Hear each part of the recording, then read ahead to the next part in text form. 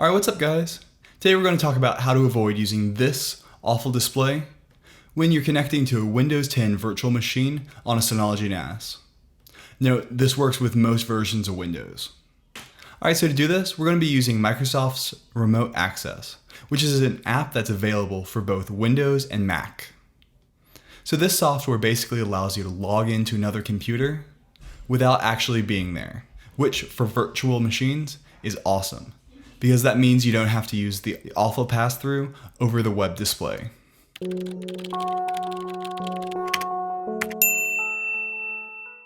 Alright, so the first thing you're going to want to do is load up your virtual machine on your Synology NAS and connect to it, as I've done here.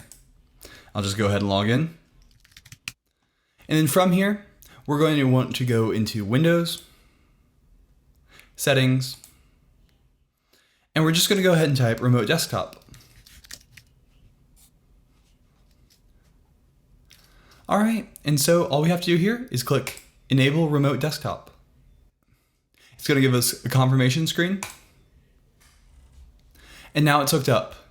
So if you're using a virtual machine, you definitely don't want to have to log into the web display to wake up the screen every time you want to connect. So we're just going to go ahead and click Show Settings on this button next to Keep My PC Awake for connections when it's plugged in. And we're going to say never turn it off.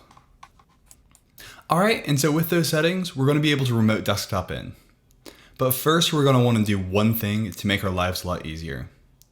So right now, out of the box, you don't have a static IP address. Instead, your router is giving you a different IP address every time it connects. So we want to change that. So to change that, all we have to do is go down into Network, Network Settings, and we're going to change the connection properties. And so now if we scroll down right here, we're going to see that there's this automatic DHCP. Instead, we want to be using manual. So we're going to hit edit and click manual, and we're going to change our IP4 address. So right now we're going to enter the IP address we want. Just going to make something up. Then we're going to set the subnet prefix length. If you don't know what this is, do 24, as it's most likely your network setup. And then your gateway is the IP address of your router, probably 192.168.1.1. Unless your subnet is something like 10.10, it's probably going to be 192.168.1.1. And then for our preferred DNS, we can just do 8.8.8.8, which is Google's DDNS service. All right. And now everything should be set up and ready to go. So we're just going to close out of this, and we'll make sure that that static IP address was defined by going back into our virtual machine manager. And as we can see right here, the IP address is what we set it to, 192.168.1.155. All right, and so now simply download Microsoft Remote Desktop to either your PC or your Mac. I've got it open for the first time right here, and it's incredibly easy to use. Simply click Add PC, enter that IP address we just made, and you can even give it a name.